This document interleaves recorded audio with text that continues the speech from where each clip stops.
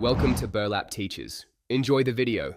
You begin by opening the screenshot toolbar with Shift-Command 5 so you can act immediately. Once visible, pick whether you need a still image or screen recording. That choice determines available controls.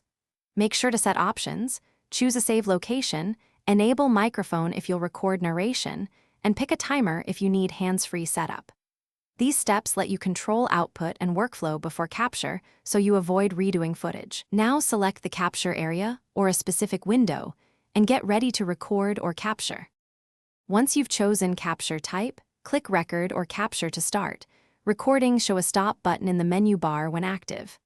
If capturing a window, press space to toggle window mode and hover to highlight before clicking.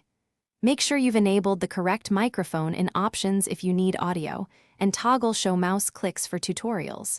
If you have a touch bar Mac, controls appear there too. Keep an eye on the save location, so you know where the file lands after you stop recording.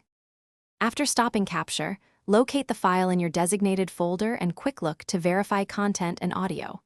You can trim a recording quickly in QuickTime or edit images in Preview, export or rename files for sharing.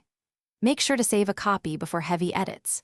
If something goes wrong, no audio, missing toolbar, or capture fails, check microphone permissions in system settings under Privacy and Security, confirm screenshot permissions, and verify you have sufficient disk space.